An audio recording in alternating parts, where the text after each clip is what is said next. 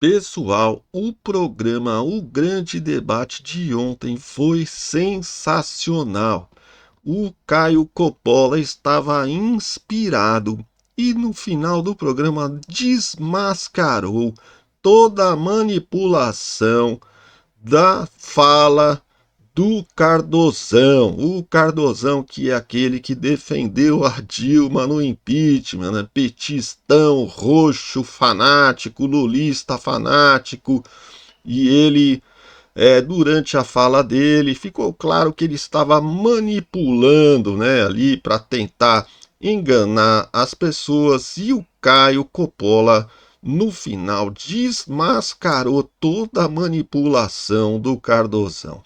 O tema do programa era sobre a demissão do ministro Juscelino Filho, né, que desde o começo do governo Lula ele já tinha vários escândalos aí de corrupção pipocando, e por conta de ter construído estradas próxima à fazenda dele, na cidade dele, ele era todo um monte de coisa errada que estava sendo apontada ali, né? Desde o começo, né? Havia uma investigação sobre ele, mas o Lula não queria mandar ele embora de jeito nenhum, né?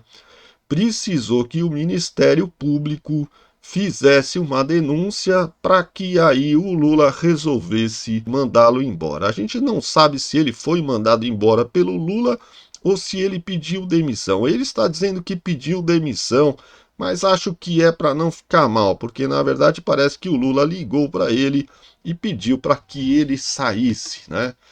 Então, o programa foi sobre esse tema, mas o principal mesmo de tudo que eu achei no programa foi a desmascarada que o Caio deu no Cardozão, no final, na última fala ali do Caio Coppola. Então, pessoal, nós vamos assistir aí juntos, né? Eu vou comentando aí o programa e a gente vai assistindo junto. Mas antes eu gostaria de pedir que você deixasse o seu like aí no vídeo, se inscrevesse no canal, acionasse o sininho das notificações e, se possível, deixe um comentário também. Qualquer uma dessas coisas que você fizer, você vai estar me ajudando muito a fazer com que o meu canal cresça e com que o YouTube divulgue mais esses vídeos para as pessoas que desejam assistir. Beleza? Então, se você puder me ajudar, eu vou ser eternamente grato. Então, pessoal, sem mais enrolação, vamos aqui para o conteúdo do nosso vídeo. Vamos lá! Rodrigues e com os comentaristas de todas as noites, Caio Coppola e José Eduardo Cardoso. Muito boa noite aos dois. Fiquem aqui comigo porque a gente tem muito assunto hoje. Juscelino Filho não é mais ministro das Comunicações.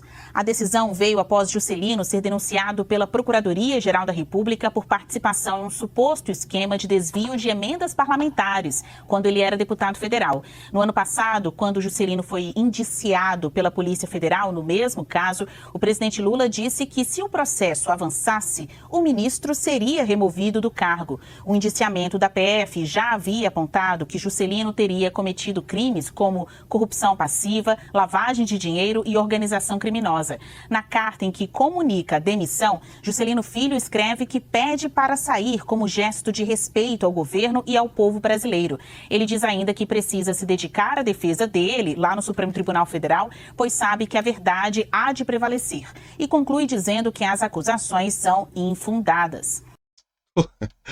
Todos esses caras que estão envolvidos em corrupção, né, com denúncias, tal, eles sempre falam que não tem nada a ver com a história, que a verdade vai prevalecer. Esse é o discurso de sempre, né? Todos eles falam a mesma coisa.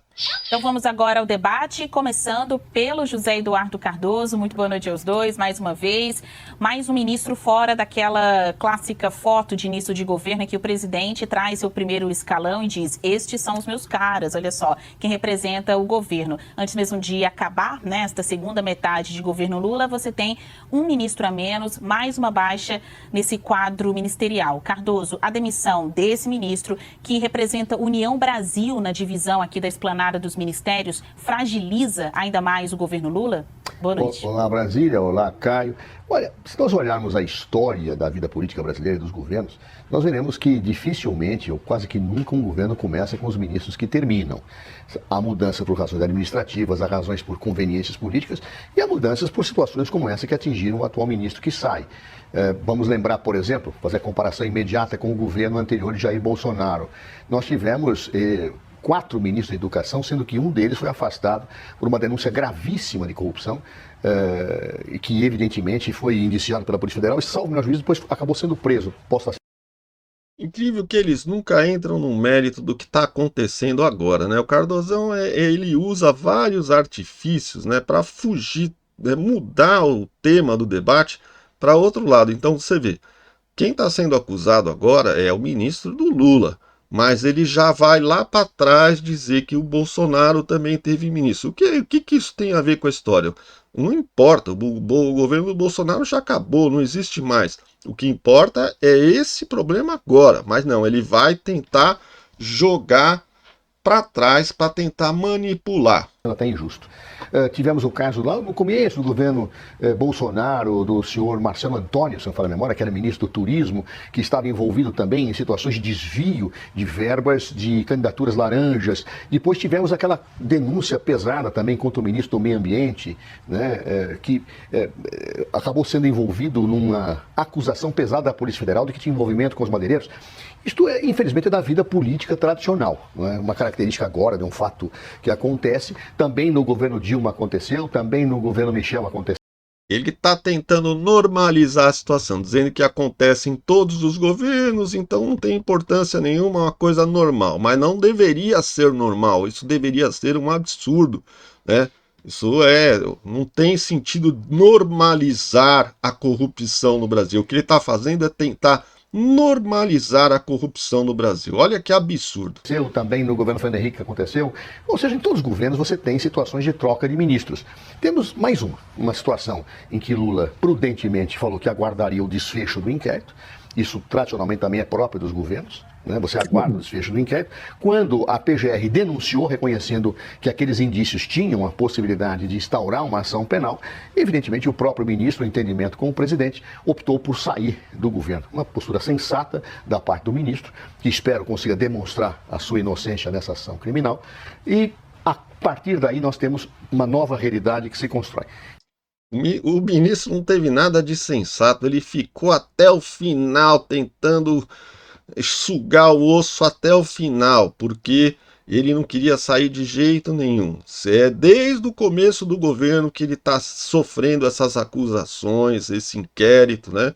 E várias denúncias aí de corrupção contra ele estavam sendo investigadas. Isso, infelizmente, é comum na vida política dos governos do Brasil. Claro, não temos aqui especificamente nada para dizer que o governo sai mais fraco, sai mais forte. Claro que não é agradável, tá certo? Não é agradável ministros saírem por situações desse tipo, não é o melhor dos mundos. Mas também não é o pior dos mundos, faz parte do cotidiano político, o governo tem que encarar.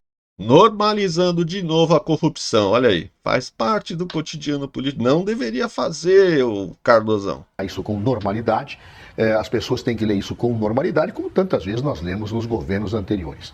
Então não vejo realmente nenhum tormento específico nessa questão que pudesse dizer, meu Deus, olha, o governo sai abalado com essa situação. Não, é uma situação que ocorreu quando ele era deputado, ele estava sendo investigado por causa disto, ele integra a base governista, porque no Brasil, para se governar, eu tenho que ter apoio no Congresso, e esse apoio passa pela escolha de pessoas dos partidos, e infelizmente ele foi atingido por essa situação. Repito, espero que ele prove a sua inocência, espero que ele demonstre que não tem culpa, mas claro, o governo tem que seguir governando e tem que haver liberdade para o presidente da República poder escolher o seu quadro de ministros dentro de situações que acabem não gerando crise. Saída boa, como sempre acontece em casos de presidentes da República e de governos anteriores, que muitas vezes até podem resistir a certas saídas de ministro. Me lembro Jair Bolsonaro dizendo que punha a mão no fogo pelo ministro da Educação e que depois, acho que ele se queimou, porque ficou uma situação muito grave quando se mostrava ali que alguns pastores articulavam no Ministério da Educação um favorecimento indevido para certos municípios e ele acabou saindo de uma forma muito ruim do Ministério. Mas é da vida política, né? Governos passam por isso. No passado passaram, passam hoje e passarão no futuro. Bom, a expectativa de que esse caso pudesse virar uma denúncia, ela é comum entre apoiadores e críticos do governo, porque não foi de uma hora para outra. Houve uma investigação há mais de 2 anos, esse caso vem sendo falado, né? Depois veio o indiciamento com o relatório da Polícia Federal. Então fica aquela impressão de que a bomba poderia estourar a qualquer momento. E a oposição é que explora mesmo, né, essa questão, né? Fazendo aqui um trocadilho com as palavras. Coppola, na sua avaliação, a demissão desse ministro fragiliza ainda mais o governo Lula ou dá para dizer que era uma coisa esperada? Olá, Basília, olá, doutor Zé Eduardo, saudações à nossa audiência. Evidentemente que o afastamento do ministro por envolvimento no escândalo de corrupção fragiliza, sim, qualquer governo, né? Ainda mais porque ele reforça a percepção, né, no imaginário popular de que nós somos uma república de ladrões, não ladrões de celular, mas sim ladrões do erário. Não estou fazendo uma referência direta ao ministro, porque obviamente, né, nós respeitamos aí o devido processo legal, o amplo direito à defesa, o contraditório, etc., mas sim a constatação, né, inclusive por apontamento em pesquisas de opinião, de que juntamente com questões da assistência social e criminalidade, a corrupção, se não me engano, é o segundo ponto de preocupação do governo brasileiro. O que mais reforça essa percepção na população em geral? Bom, o fato de que o próprio vice-presidente da República, o senhor Geraldo Alckmin, se referiu ao seu cabeça de chapa, Lula da Silva, como um homem que, aspas, saqueou o Brasil e queria voltar à cena do crime se reelegendo.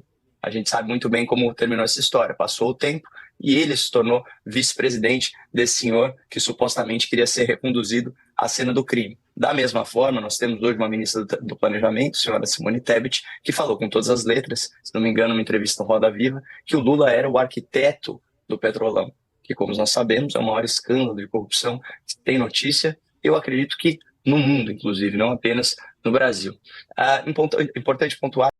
Com certeza o Petrolão é o maior escândalo de corrupção da face da Terra de todos os tempos. Nunca houve um escândalo de corrupção tão grande quanto o Petrolão. Envolvia vários países, né, várias empresas gigantes e o tamanho do escândalo, o tamanho do rombo, o tamanho da roubalheira nunca tinha se visto anteriormente em toda a humanidade. Que esse já é o 10º ministro apeado do poder no governo Lula, nesses longos 2 anos e 3 meses de governo, né, já a 10ª cabeça que rola, mas isso também não é grande coisa, né? O lulopetismo ele tem um histórico aí um histórico notável, né, de dezenas e dezenas de ministros que foram implicados em escândalos de corrupção e, portanto, tiveram que ser afastados do poder. Alguns levaram tempo demais, não foram tão rápido quanto esse, que sequer foi demitido, né? Ele pediu aí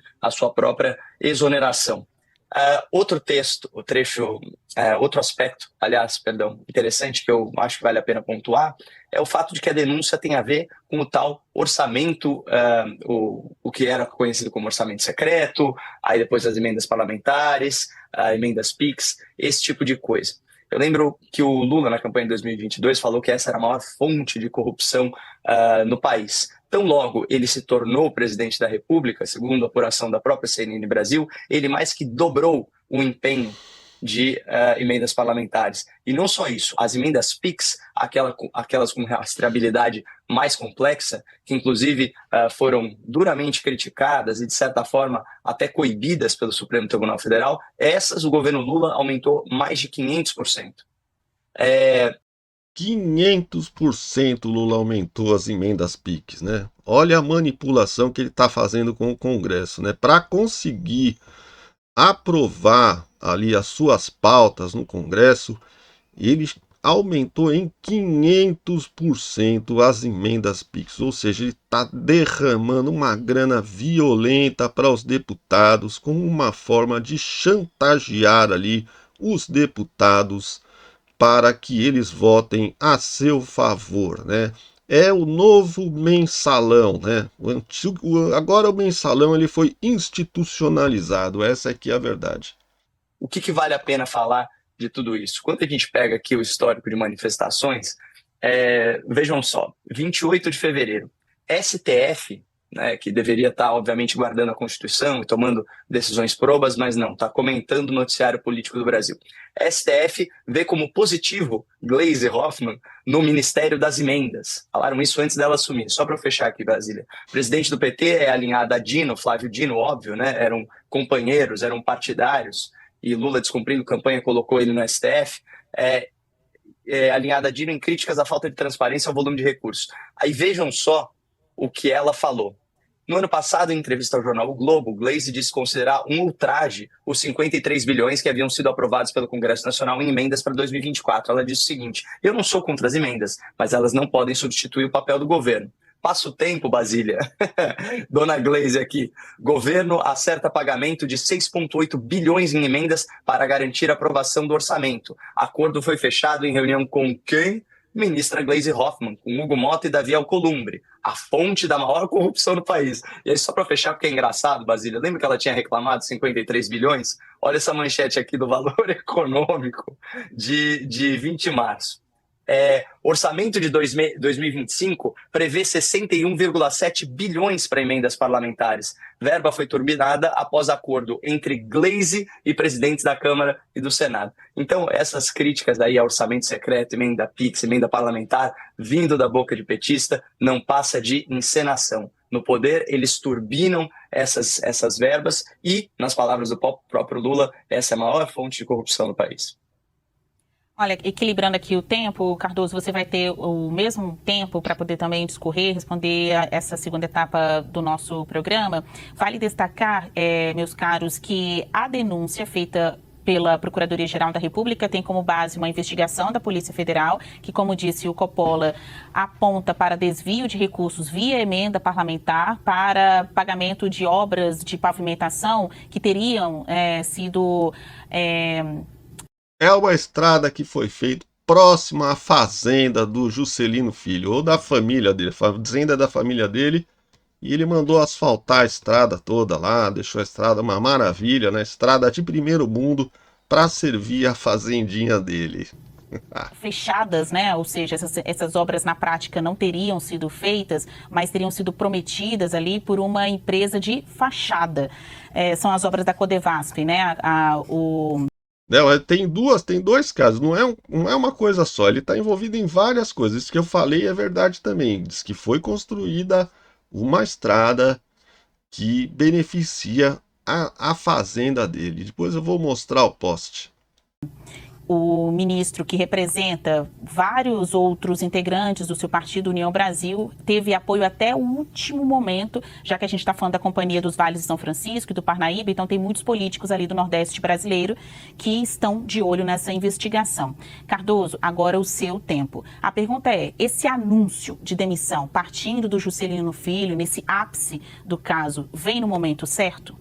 Eu acredito que no momento certo, porque não poderia ficar mais no cargo depois de denunciar, a meu ver, isso é muito claro.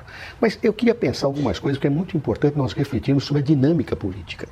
Muitas vezes, no calor do embate político, nós falamos coisas e depois mudamos de opinião, é da vida. Por exemplo, pessoas que acusavam Lula, depois vendo o que aconteceu na Lava Jato, perceberam, poxa vida, não era bem assim. Posso ver nessa posição o governador Geraldo Alckmin, a ministra Simone Tebet e outros. Agora, às vezes as mudanças se dão por conveniência política. Vamos lembrar... O que aconteceu na Lava Jato, Cardoso? A Lava Jato foi destruída porque ela estava chegando no STF, né? Os ministros do STF, né, o primeiro a ser denunciado numa revista que tinha o artigo O Amigo do Meu Pai, que se referia ao Toffoli, né? E havia ali suspeitas de corrupção. E aí foi aí que começou o inquérito das fake news, porque o Toffoli mandou proibir essa revista de circular e abriu um inquérito de ofício, que é proibido ser feito no STF, e colocou esse inquérito nas mãos do Xandão. E a partir daí eles destruíram a Lava Jato, porque a Lava Jato estava chegando no STF. Foi exatamente isso que aconteceu, Cardozão. Os crimes do Lula... eles não deixaram de existir porque cancelaram os processos. Os fatos, eles continuam existindo. Por mais que vocês criem uma narrativa contrária, os fatos são os fatos. houve toda a corrupção, houve mensalão, houve petrolão e o Lula recebeu benefícios de empresas por conta das suas mutretas, como o apartamento do Guarujá e como o sítio de Atibaia. Não tem argumento contra isso. Você pode fazer a narrativa que você quiser, Cardozão. Não tem argumento. No governo Bolsonaro, quando se falava, se gritar pega Centrão, não salva um, meu irmão. Chamando que todo o Centrão era composto por ladrões, como foi dito naquela época. E como Bolsonaro dizia, não, nós vamos romper com a política, jamais vamos aderir a esse fisiologismo. Pois bem, depois de um certo momento, ele não só passou a conviver como Centrão, como foi para um partido do Centrão, que é o PL. Ou seja, a vida se muda ou porque as convicções são refrescadas e alteram pelos fatos, ou por conveniências políticas. Então nós não podemos dizer, olha, este aqui, olha lá. Vamos olhar a realidade como ela é e olhar um pouquinho para o nosso rabo sempre quando nós fazemos acusações contra os outros. Também não posso concordar que pessoas sejam chamadas de corruptas sem que efetivamente sejam condenadas. Eu não posso afirmar que o presidente do Senado, o presidente da Câmara, ou quem quer que seja, sem condenações criminais, possam ser acusados dessa natureza. Eu fico aqui a minha posição muito clara, que quando eu falo que alguém é corrupto, eu tenho que exigir uma sentença transitada e jogada. Caso o Caio Coppola não falou que eles eram corruptos, mas que eles eram a fonte da maior esquema de corrupção do Brasil, ou seja, eles estavam à frente, né?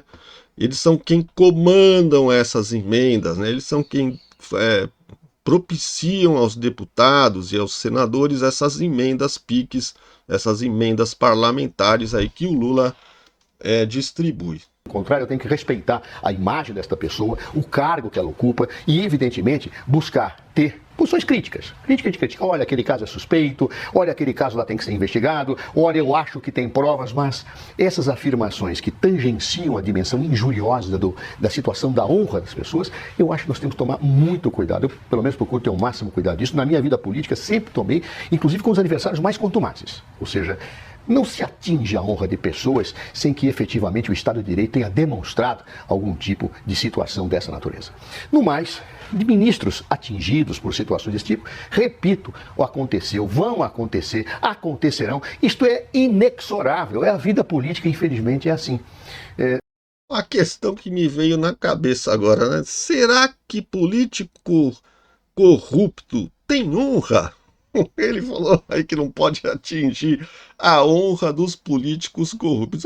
Será que político corrupto tem honra? Não é bom? Não é bom. Mas como não foi bom para o Bolsonaro quando o ministro da Educação teve aquela situação. Aliás, eu me lembro que o governo Bolsonaro chegou a ter, nos 4 anos, mais de 30 ministros alterados, se não me falha a memória. Claro. E eu me lembro que se fazia uma comparação com o governo Dilma, os 2 mandatos. E dizia, olha, a Dilma foi mais, claro, passou por um processo de impeachment, teve que fazer readequações. Mas se não me falha a memória, acho que o Lula está muito atrás na corrida do tempo do que aconteceu com o governo Jair Bolsonaro. Mas é da vida, não vou acusar o governo Bolsonaro disso. Ele tem que fazer readequações, remanejamentos, o Lula também tem que fazer. Ou seja, nós não podemos, pura e simplesmente, apagar o passado para atingir os adversários do presente. Então por que vocês estão querendo apagar a Lava Jato, Cardozão? Para de hipocrisia, Cardozão. Eu tenho que olhar com coerência tudo aquilo que aconteceu para que eu não possa, evidentemente, ter uma distorção analítica sobre os fatos da realidade. Em relação ao orçamento, Gleisi Hoffmann, vamos olhar os fatos. Efetivamente, eu como presidente do partido tenho todo o direito de dizer, olha, estas emendas tiram e cerceiam a liberdade do executivo. Eu devo fazer isso, porque ela está expressando a voz do partido.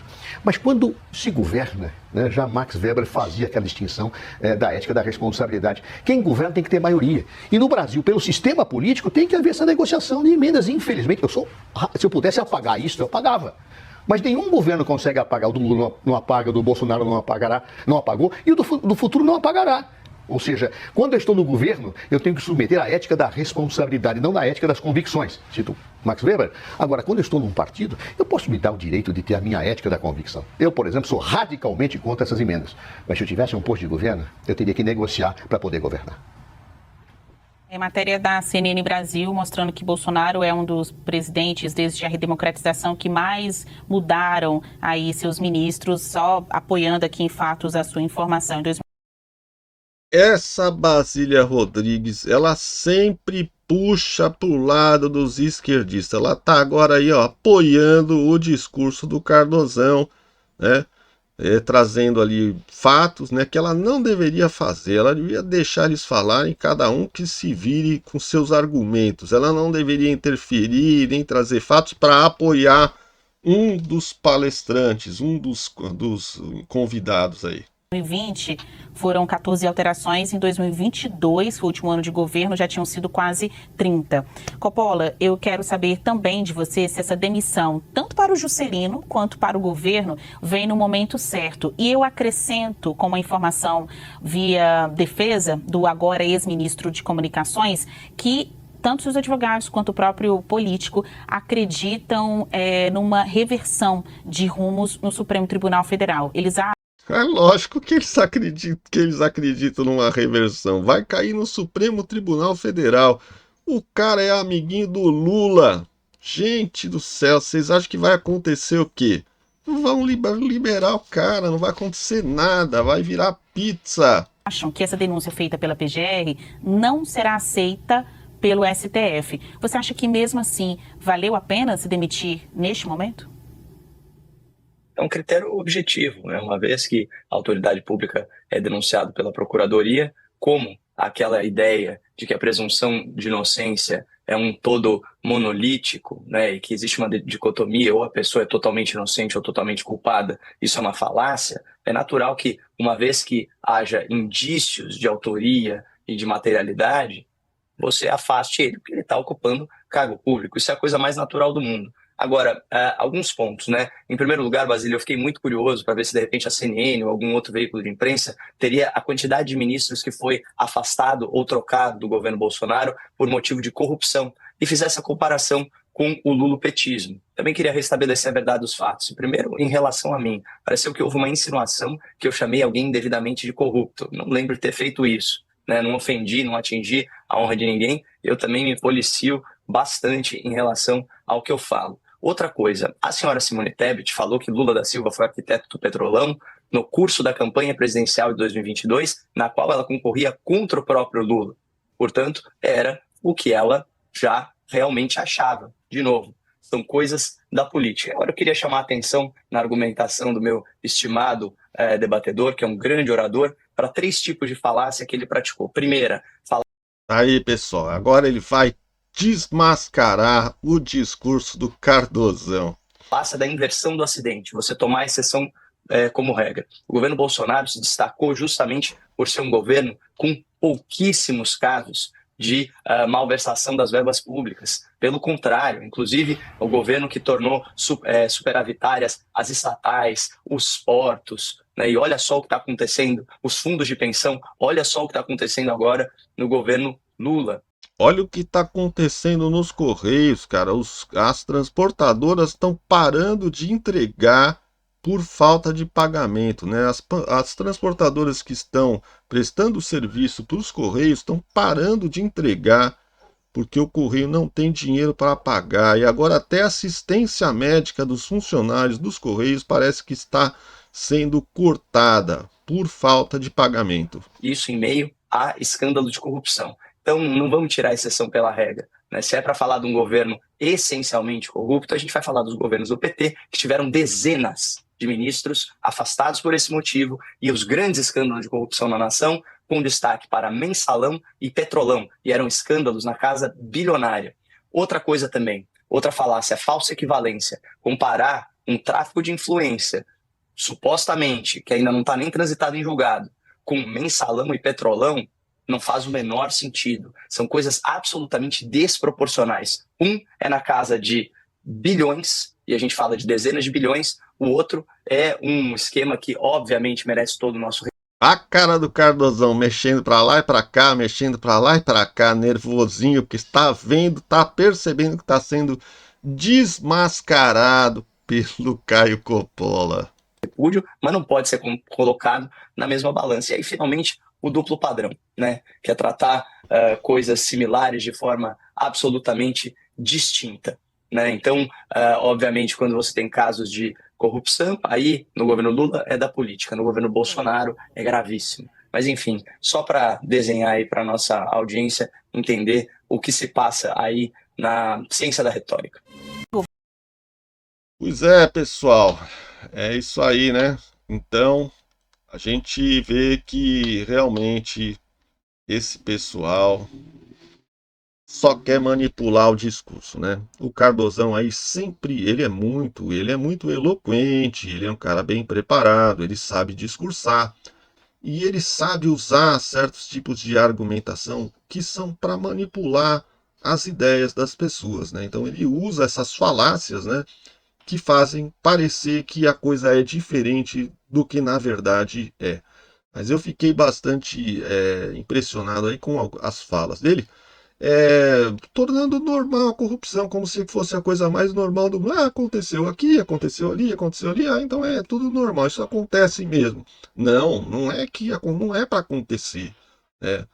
Não é, não deve acontecer, tá?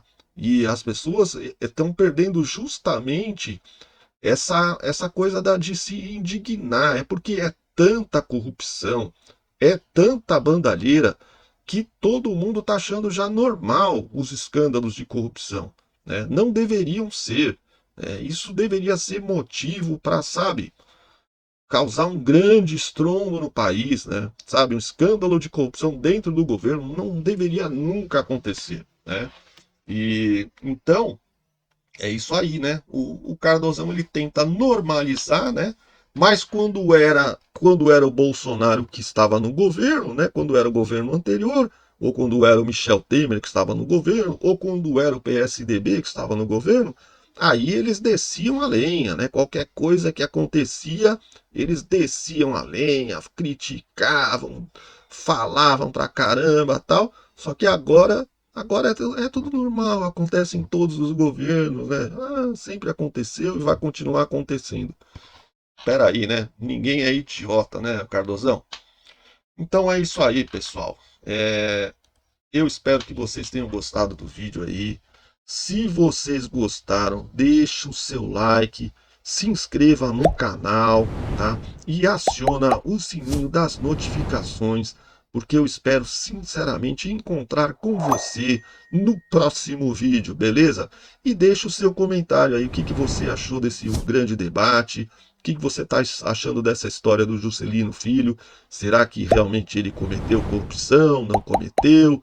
Deixa aí o seu comentário, beleza? Vamos trocar uma ideia aí nos comentários, no bate-papo ali. E então é isso. Eu vou ficando por aqui e a gente se encontra no próximo vídeo. Um grande abraço e Deus proteja o Brasil.